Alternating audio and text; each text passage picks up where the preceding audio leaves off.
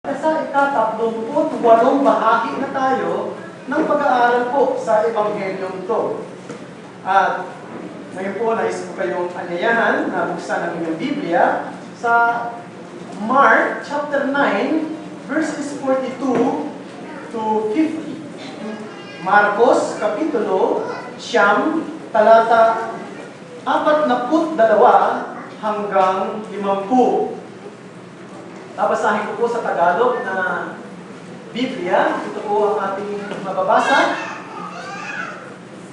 At kung ang sino man ay magbigay ng katitisuran sa isa sa maliit na ito, na sumasampalataya sa akin, mabuti pang bitinan ang kanyang leeg ng isang malaking gilingang bato at itapon sa dagat. Kung ang kamay mo ay magpapatisod sa iyo, putulin mo ito.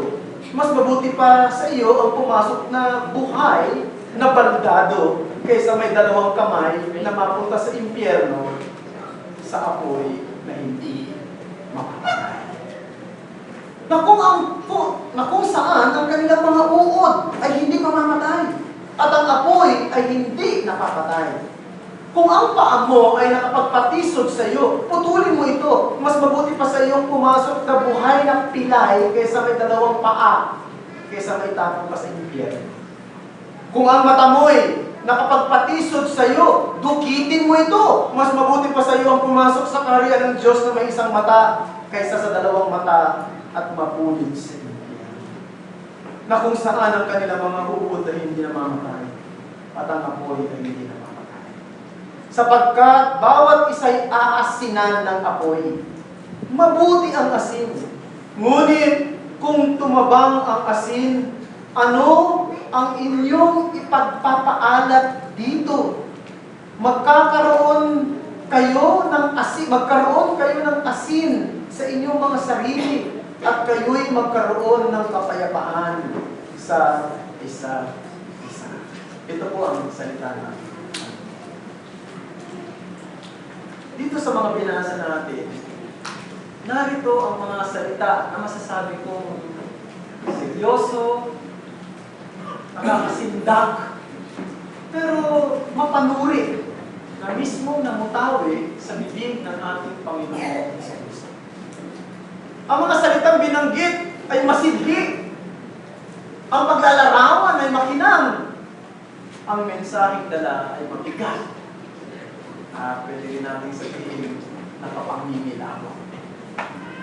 Mga minamahal, ang tunay na Kristiyano ay hindi lamang tinatawag para sa kaligtasan, sila ay tinatawag para sa pakikipaglaban. Ang pakikipaglaban ito ay maaaring magdulot ng sugat sa ating mga katawan. O kaya naman, ay maaaring magdulot ng pagkawala ng isang bahagi ng ating katawan. Alam niyo po, yung aking pangalawang anak, o punsong anak na si Justine, ay pinanganak sa Laguna General Hospital. Ngayon, mas kilala sa AFP Medical Center, Armed Forces of the Philippines Medical Center. At nag-stay po kami doon, tapos na siya ipanganak, nag-stay pa kami ng 1 buwan at kalahati dahil meron po nakitang sakit sa kanyang dugo. Meron isang bakterya na maaaring makapinsala sa kanyang utak kung hindi ito magagamot. So, mag-stay kami para siya ito mag-treat. At alam nyo, sa loob ng 1 buwan at kalahati sa hospital, naging pangkaraniwan na sa akin na makakita ng mga sundalo na napinsala ang kanilang katawan dahil sa laban sa Mindanao at sa iba't ibang bahagi ng ating bayan. Nakakita ako doon ng mga sundalo kinakailangan putulan ng kamay at putulan ng paa para mabuhay. Alam nyo, yung mutilation o yung sinasabi natin amputation, masakit yan, ano? Siguro, isip ko yan ang mga magpapatuturo dyan. Kapag siya ay nangyari sa kanya ilang taon na. No? Yung amputation ay isang masakit at mahirap na karanasan. Pero minsan, yan ay dapat mangyari para mabuhay ka. Hindi ba? Katulad ng mga sundalo ito na kinakailangan silang putulan para sapagat kung hindi ito gagawin, maaari sila mamatay. Ngayong umaga ay ating titingnan ang isang mahalagang pagtuturo patungkol sa amputation at mutilation. Pagputol ng bahagi ng ating katawan. Pero hindi pisikal ang pinag-uusapan dito. Hindi pagputol ng pisikal na bahagi ng ating katawan. Sapagat ang mga talatang ito na binasa natin ay mga sagisag ng paglaban, sagisag ng pagsupil, sagisag ng pagpatay sa ating mga kasalanan na nandito sa ating mga puso. At ang mensahe na gusto ko pong ibahagi sa inyo mula sa mga talata ito. Christian must be faithfully and continuously involved in the fierce fight against sin. Ang isang Kristiyano ay dapat maging tapat at patuloy na lumalaban sa isang masidhing labanan laban sa kasalanan. Noong nakaraan, pinag-aralan natin, bago itong mga talatang binasa natin, sinabi ko na si Jesus sa pagkakataon ito ay patungo na ng Jerusalem.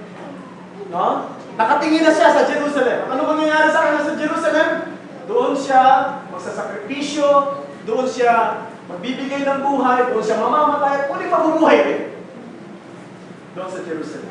Kaya inihahanda niya na ang kanyang mga alagad sa gawain ito. Kaya naging personal ang pagtuturo niya sa kanyang mga alagad. No? Tinuturuan niya ang kanyang mga alagad kung paano mag-isip, kung paano mamuhay, kung paano ang dapat na ugali nila sa harapan ng mga hindi mananampalatayang nakamasid sa kanila. Nag-uusap-usap yung mga alagad. Sabi ng mga alagad, sino kaya ang mas dakila sa atin? Sabi ng Panginoong Hesus, ang pinakadakilang tao ay hindi sinusukat sa katatayuan o sa kanyang posisyon, kundi sa kanyang paglilingkod. Kung gusto mo maging una, dapat ikaw ay maging huli at maging lingkod ng lahat. Anong tinuturo ng Panginoon sa kanyang mga alagad? Ang totoong alagad ay naglilingkod. Ang totoong alagad ay handang maglingkod. Ano man ang klase ng paglilingkod na meron siya? At binanggit pa nga niya rito, kung ang isang tao, no, ay magbigay ng isang malamig na tubig sa isang nauuhaw sa pangalan ko, kailanman ay hindi mawawalan ng gantimpala sa langit. Ibig sabihin, ang pinakasimpleng bagay na pwede mong gawin ay merong kapalit na higit doon sa kadwalatian ng Diyos. Ang simpleng bagay na pwede mong gawin ay kailanman hindi kalilimutan ng Diyos kung hindi gagawin mo para sa Kanya. At sa pagkakataon ito ay muling tinuruan ng Panginoon ng kanyang mga alagad. Na ang isang tunay na alagad ay hindi lamang handang maglingkod, kundi siya'y handang lumaban sa kasalanan. He is willing to fight with fierceness the sins in his own life. Handa niyang labanan ng masidhing pakikipaglaban ang kasalanan sa kanyang sariling puso, sa kanyang sariling buhay. Nais ko pong ibahagi sa inyo tatlong bagay. Unang-una, tingnan natin dito the gravity of causing others to sin. Pangalawa, the reality of remaining sins. And pangatlo, the duty of fighting sins. First, the gravity of causing others to sin. Ang mabigat na kasalanan na maging daan ng pagkakasala ng iba. Ang sinabi ni Jesus dito sa talatang 42, kung ang sino man ay magbigay ng katitisuran sa isa sa maliliit na ito na sumasampalataya sa akin, mabuti pa bitinan ng kanyang liig ng isang malaking gilingang bato at itapon sa dagat. Now, yung pong binamit dito ay sinabi dito mga maliliit na ito. May mga nag-i-interpret na ito tumutukoy sa mga bata. Pero nais ko sabihin, hindi na ito mga bata. Kung ito'y tumutukoy sa lahat ng mga mananampalataya. No? Lahat ng mananampalataya ni Jesus. At ang babalang ito ay mabigat. No? Kung ikaw daw ay maging daan ng pagkakasala ng iba, mas mabuti pang lagyan ka ng gilingang bato sa leeg at itapon sa dagat. No? Ito'y babala sa ating lahat. Kasi pwede kang maging daan ng pagkakasala ng iba sa anong paraan? Maaaring ikay nagturo ng mali. Nagturo ng mali. Maaaring ang buhay mo ay isang masamang impluwensya sa iba. O maaaring naging katitisuran yung buhay mo sa iba. Eh, hindi sabi ni Jesus dito. Hindi sinabi ni Jesus, pwede naman niya sabihin ganito eh. Pangit naman yung ganyan, yung ikay magiging katitisuran ng iba. Hindi, sinabi niya. Mas mabigat ang description. Mas vivid yung description. Mas mabuti pang lagyan ng giling ng bato ang leeg mo at ikaw itapon sa dagat. Anong ibig sabihin ng Panginoong Jesucristo? Sinasabi niyang mabigat ang paghatol ng Diyos. Bakit kaya? Sabi ni Sinclair Ferguson sa kanyang commentary, indifference to those whom Christ has died is indifference to Christ Himself. Kapag ka daw ikaw, mali ang pagtrato mo, hindi maganda ang pagtrato mo sa kapwa mo mananampalataya, mali rin ang pagtrato mo kay Kristo. Sapagkat si Kristo ay namatay sa kanila. Kaya dapat tama ang pagtrato mo sa kapwa mo mananampalataya. Malaking warning ito sa atin na. And I feel the weight. No? Nararamdaman ko ang bigat ng babalang ito sa oras na ito na nakatayo ako rito sa pulpito. Sa harapan ninyo, mga kapatid. Bakit? Sapagkat ako'y nangangaral at nagsasalita sa grupo ng mga tao. At ang isang maling salita na lumamamutawi sa aking bibig. Ang isang maling pagpapaliwanag ng salita ng Diyos ay hindi naman maaaring mag-transmit ng isang maling impormasyon sa isipan ng isang tao, kundi maaaring magdulot ng maling pananaw, maling paniniwala, at maling pamumuhay na mauwi sa kanyang kapahamakan. Kaya napakabigat ng salitang ito, lalo na sa isang tulad ko na nangangaral ng salita ng Diyos. In short, the soul of one person is at stake here. No? Yung kaluluwa niya ang nanganganib dito. Kaya mga kapatid, mga magulang na narito, mag-ingat tayo sa ating pakikitungo sa ating mga anak. Mga amo na narito, mag-ingat kayo sa pagtrato ninyo sa mga manggagawa ninyo. Mga manggagawa, maging tapat kayo sa inyong mga trabaho at maging masipag. Mga kapwa Kristiyano, mag-ingat tayo sa paraan ng ating pamumuhay kasama ng ating mga kapwa.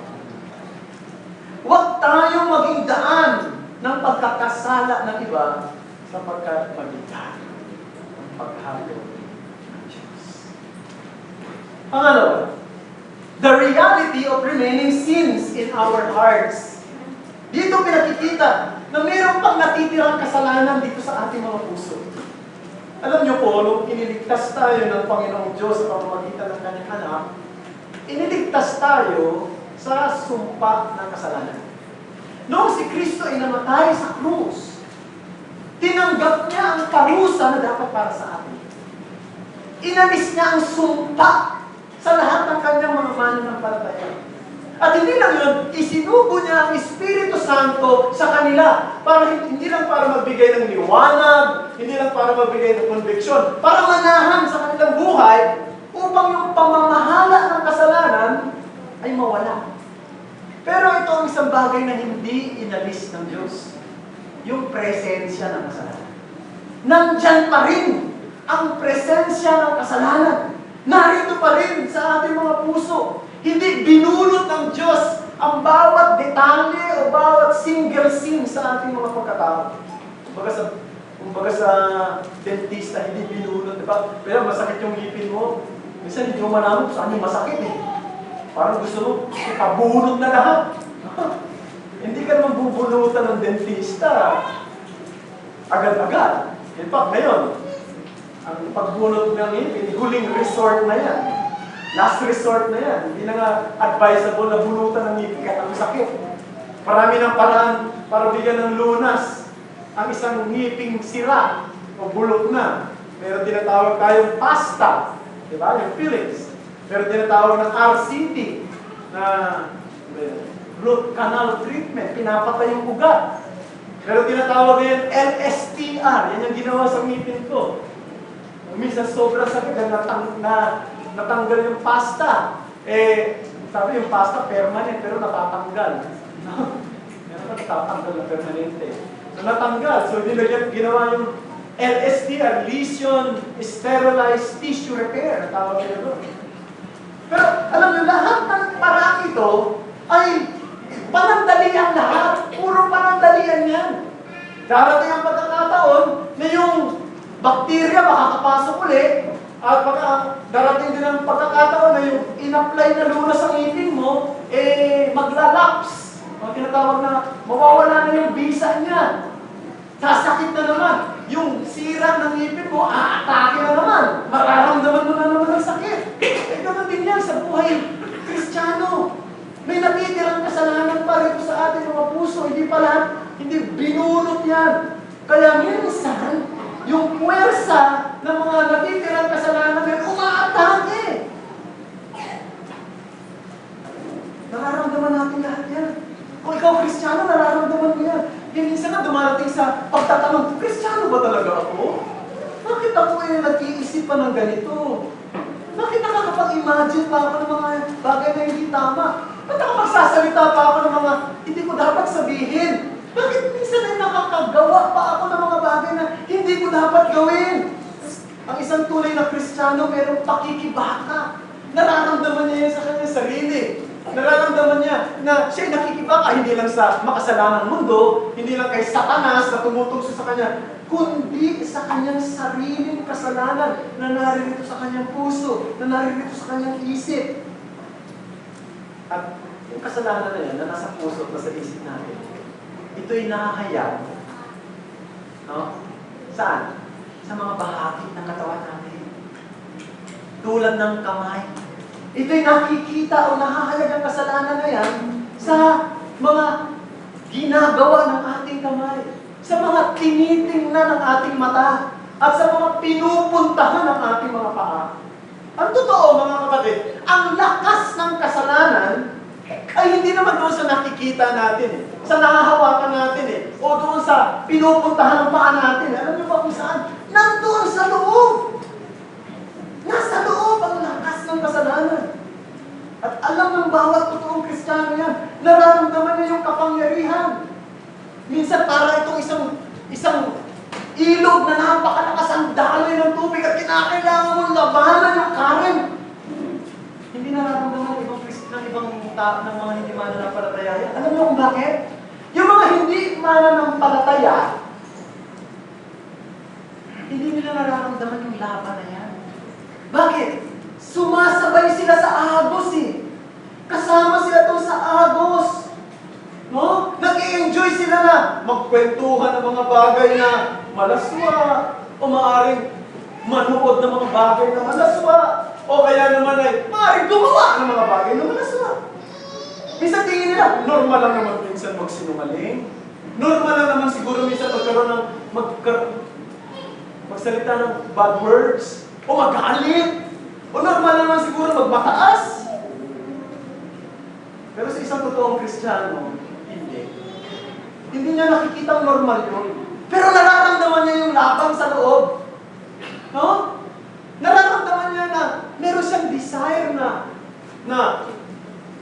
luwalhatiin ng Diyos, na parangalan ng Diyos, na maglingkod sa Diyos. Pero kasama doon sa nararamdaman niya yun, sa desire niya yun, yung bang isa pang batas. Isa pang prinsipyo sa loob ng kanyang pagkatao na gustong magmataas, gustong magyabang, gustong maging tamad, gustong mag-isip ng malaswa, gustong magkimkim ng galit, mag-alaga ng mga hinanakit, at gumante. Nandoon na sa loob. Kung Kristiyano ka, nararamdaman mo. Kaya sisigaw ka, katulad ni Apostol Pablo. Doon sa Roma, Kapitulo 7, talatang 24, di ba? Sumigaw si Pablo roon, sabi niya, "O wretched man that I am, who will deliver me from this body of death?" O kahabag-habag kapag ako, sino ang magliligtas sa akin? Sa katawang may kamatayang ito. Punta tayo sa pangatlo. The duty of fighting sins. Alam niyo po, ang Kristyanismo ay hindi excursion. Narinig ko yan sa aking pastor matagal na. Christianity is not an excursion, but it is a religion of war. Meron tayong laban na dapat gawin. Meron tayong kaaway na dapat gapiin. Meron tayong pananampalataya na iingatan at ipagtatanggol natin. Meron tayong sandata na dapat natin gamitin. At dito, si Jesus ay gumamit ng mga tinatawag bang hyperbolic language. Alam niyo mga estudyante, mga ibig sabihin ng hyperbole. Diba? Yung pong hyperbole ay isang figure of speech, an intended exaggeration. Gumamit siya dito ng mga salita na hyperbolic para ipahayag yung pong kasidhian at katindian ng laban na dapat mong samahan. At let me clarify myself here, brethren. Gusto kong bigyan ng liwanag ito. Baka ma-misinterpret nyo. Gusto ko sabihin na ang kaligtasan ay hindi sa pamamagitan ng ating mga gawa, kundi sa pamamagitan ng biyaya na pinakita ng Diyos sa pamamagitan ng kanyang anak na nagsakripisyo at namatay doon sa krus at maginabuhay. At ito ay tatanggapin natin sa pamamagitan ng pananampalataya. Yun po ang kaligtasan. Kung meron akong kausap dito na hindi pa mananampalataya, aking hinahamon ka, lumapit ka kay Kristo. Ang kaligtasan ay hindi sa gagawin mo, sa pagiging mabuti mo, o sa pagiging malinis mo, sa pagiging hindi ka naman talaga lubos na malinis. No? Ang kaligtasan ay sa ginawa ni Jesus, sa katuwiran ni Jesus, at sa ginawa niya. Yun ang pananampalataya. Yun ang pagtiwala. At dahil kung sabihin din, mga kapatid, na kung tayo nakikipaglaban sa kasalanan, hindi po para tayo maligtas. Our fight against sin does not earn salvation. Ang totoo, nagsisimula ang laban natin kapag tayo'y naligtas na. No, parang, halimbawa, bago ka dalhin sa battlefield, kinakailangan sundalo ka muna. Hindi porket nakakubawa ka ng baril o nagsuot ka ng uniform, pwede ka na. Nasabihin, legal na soldier. You must be soldier first before you will be placed into the battlefield. The same also is true in salvation. Dapat ligtas ka. Dapat nanampalataya ka na. At pagkatapos noon, yun na ang simula ng iyong laban. Hindi ka lalaban para maligtas. Ikaw ay ligtas na, kaya ka lumalaban. At sa lingwahe ng mga reformers, ito yung kanilang language, we are saved by faith alone, but the faith that saves is not alone. Yan ang sabi ng mga reformers. Ibig sabihin, ang klase ng pananampalataya na nagliligtas ay laging nagbubunga ng pakikipaglaban sa kasalanan at kauhawan sa mga bagay na may kabanalan. Ang totoong ligtas ay hindi na namumuhay sa prinsipyo ng kasalanan, kundi siya ay lumalaban. Siya ay lumalakad. Siya ay lumalakad sa bagong buhay na nakikitaan ng paglaban sa kasalanan. Now, tatlong bagay gusto ko ipakita. Una-una, the fierceness of the fight. Now, binanggit dito yung pong mga pagputol. Napansin nyo? Pagputol ng mga bahagi ng katawan. Pagputol ng kamay, kung ito'y nagiging daan ng pagkakasala. Pagputol ng paa, kung ito'y nagiging daan ng pagkakasala. Pagdukit ng mata, kung ito'y nagiging daan ng pagkakasala. Now, hindi mo natin dapat i-interpret ito literally. Baka isipin nyo, dapat pala gano'n. Tama yung ginagawa sa Saudi. Pag kami nagkakot, pinuputulan ng daliri. Hindi po. We should not interpret it that way. Alam niyo po, kahit maputulan ka ng kamay, tanggalan ka ng mata, putulan ka ng paa, magkakasala ka pa rin. Bakit? Ang kasalanan ay nandito sa ating puso, nasa loob ng ating pagkatao. Ang kasalanan nagmumula sa puso. Ang punto po ng mga lingwaheng ginamit ay para seryosohin natin ang kasalanan. The point is, we should take sin seriously. Hindi tayo dapat nakikipaglaro sa kasalanan. Hindi natin tinitingnan ang kasalanan na isang magaang lang. No? Tinitingnan natin ito bilang kaaway. Ang kasalanan ay isang kalaban na hindi natin dapat kaawaan. At ang kasalanan yan, mga kapatid, na galing sa puso natin, nagmamanifest at na-channel sa ating mga katawan. No? Kaya nga dapat nating labanan. Dapat nating tanggihan. Dapat nating pigilan. Dapat nating supilin o kung pinakailangan ay patayin kung ito man ang nagiging daan ng pagkakasala. Ibig sabihin, mga kapatid, kung ating i-apply ng mas malinaw at mas nakakapan natin, isipin mo, ano ba yung mga binabasa mo lagi?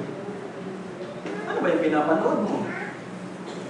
Ano ba yung pinag-uusapan ninyo ng mga kasama mo? Sino ba yung mga kasama mo? Sino ba yung laging tinetext mo? Ano pinag-uusapan ninyo? Ano? Saan ka nagpupunta? Sin takes on physical dimension. Ang kasalanan ay nakikita sa mga bagay na physical. Huwag kang lumapit sa bangin. Huwag kang magtiwala sa sarili mo. Huwag mong kaibiganin ang kasalanan gano'n kahit. Sapagkat, kung hindi mo papatayin ang kasalanan, ikaw ang papatayin. Doon sa, yung Aesop's Fable. Sa isang Aesop's Fable, meron pong isang ahas na gumawa ng lungga malapit sa cottage ng isang family. So doon siya gumawa ng lungga. Pag lumalabas siya ng lungga, siyempre nakakakita siya ng mga tao. Nakita niya mayroong isang batang sanggol, tinutak niya, namatay. Alam mo, galit na galit yung tatay. Ang gusto niyang patayin yung ahas na yan. Kaya inabangan niya yung ahas nito na lumalabas doon sa kanyang lungga at makita niya yung pinabas.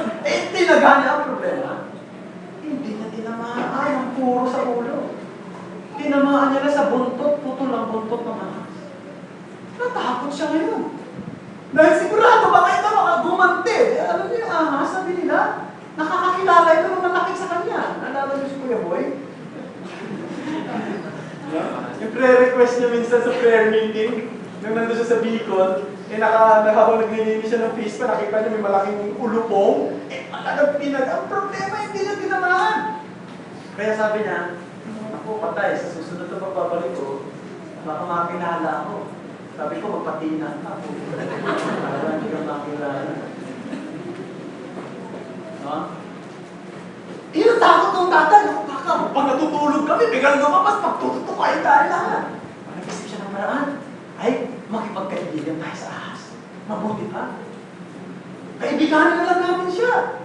At ginawa niya, nalagay siya ng pagkain doon sa sa lungga ng ahas. At sinabi niya, friends na tayo. Pati na tayo. Sabi ng ahas, hindi tayo pwede magpatay. Hindi tayo pwedeng maging magkaibigan. Sapagkat sa tuwing nakikita ako na wala na akong buntot, gusto kong kumanting.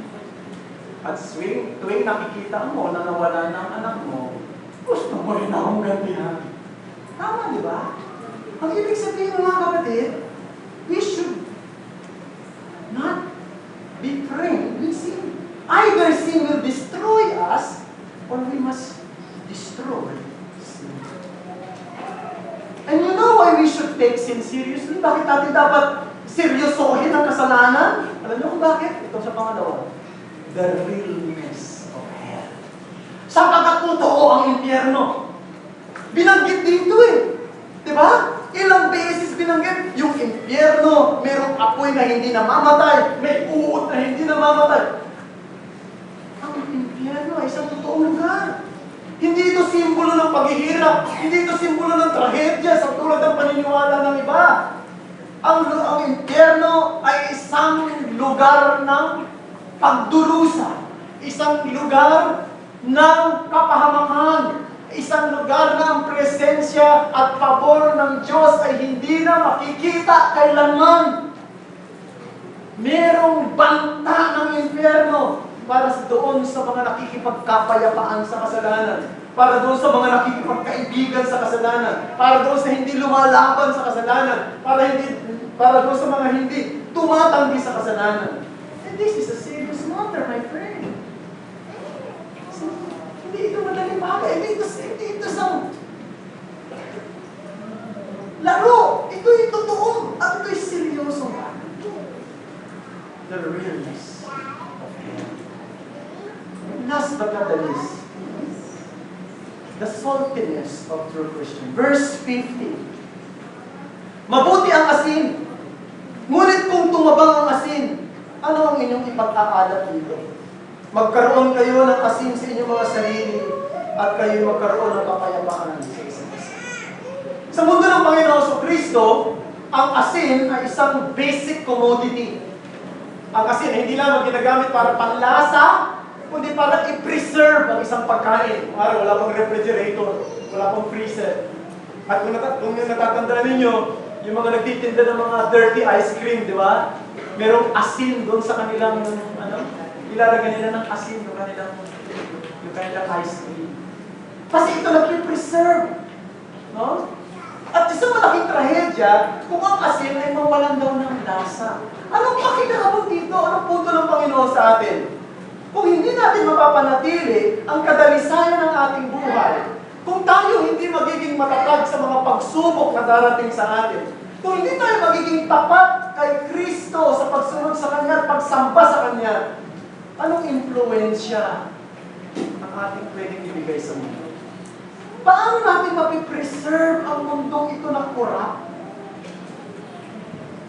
Kung tayo'y mabubuhay tulad ng mga tao sa mundo, paano natin masasabi sa mga tao sa mundo, meron pang isa pang mundo na darating? How can we point them to another world if we live like them? Mga kapatid, ang pinakamakapangyarihang saksi na ang ebanghelyo na ating naintindihan, na ating niyakap, na ating ipinangangaral, ang ating mga buhay. Yan ang powerful witness. At sa huling bahagi ng talatang 50, ang sabi rito, kayo'y magkaroon ng kapayapaan sa isa't isa. Be at peace with each other. Tumutukoy ito sa pagtrato natin sa ating mga kapatid sa pananampalataya. Tumutukoy ito sa pakikitungo natin sa ating mga kasamahan sa iglesia. Kung tayo nagmamahalan sa isa't isa, kung hindi tayo nag-aaway, hindi tayo nagkakagatan, hindi tayo nagsisiraan, bagkos tayo ay nagtutulungan, nagsusuportahan, nagmamalasakitan. Malakas ang dating niyan sa nagmamasid na mundo sa ating community. Malakas ang dating niyan sa tumitingin sa atin. At pwede nilang sabihin, ang Diyos ay totoong kasama nila. Sa mga kapwa ko, mga mananampalataya at miyembro ng iglesia ito, nag-iwan ng Panginoong Kristo sa atin dito ng mga mapanuring tanong. Siniseryoso ba natin ang kasalanan? O nakikipaglaro kayo sa kasalanan? Handa ba kayo maging tapat sa gitna ng mabibigat na pagsubok? Nabubuhay ba kayo sa isang klase ng pamumuhay na magbibigay ng matinding dating sa paningin ng ating lipunan? Nagmamahalan ba kayo sa isa't isa? Do we love one another? Brethren, friends, pakipaglaban tayo ng mabuting pakikipaglaban para sa ating pananampalataya. Alang-alang sa katotohanan, alang-alang sa kabanalan, at alang-alang sa kaluwalhatian. Huwag nating ipagpalit yung pong panandaliang saya na ibinibigay ng kasalanan sa pangwalang hanggang kagalakan ng pagsunod sa ating Panginoon Jesus. Hallelujah. Salamat, Panginoon, sa sa mga salita mo ito. Salamat sa paalala mo sa amin. Matibigat ang mga salita dito. Matitindi. Masisidhi. Dapat namin ituring ang kasalanan ay isang kaaway. Gaano man kaliit. Gaano man kasimple. Tulungan mo kami, Panginoon. Mahina kami. Marunong kami. Panginoon, tulungan mo kami lumaban. Alang-alang sa kabanalan. Alang-alang sa katotohanan. Alang-alang sa katwiran. At sa kalwalhatian ng iyong pangalan. Tulungan mo kami, Panginoon Diyos. Sapagkat nararamdaman namin sa puso namin. Nandiyan pa rin yung batas o prinsipyo na gusto maging mataas, maging mayabang. Nandiyan pa rin yung prinsipyo na gustong mag-alaga ng mga kapaitan, ng mga hinanakit at galit sa aming kapwa. Nandiyan pa rin sa puso namin yung hangarin na gumawa ng mga bagay na malaswa. Panginoon Diyos, tulungan mo kami. Nakikita, nararamdaman namin niya sa aming sarili. Patawarin mo kami dapat minsan bumibigay kami. Nakakalimutan namin kami ay mga soldiers of the cross. Tulungan mo kami maging isang mabuting katiwala ni Kristo. Maging isang mabuting sundalo sa kaharian ni Kristo. Tulungan mo kami ipaglaban ang kabanalan, labanan ang aming mga kasalanan na nandito sa aming pagkatao. Alam namin may katapusan din ang labang ito. At sa araw na yon, kami kapag nasa piling na ninyo, lahat ng kagalakan hindi may paliwanag, ibigay mo sa amin. At ang pinakamatik dito, wala nang kasalanan. Panginoon, sa ngayon, dalangin namin tulungan mo kami to fight a good fight today. For the sake of holiness, for the sake of truth, for the glory of God. Ito ang panalangin sa ngalan ni Jesus. Amen. Dahil natin tumayo.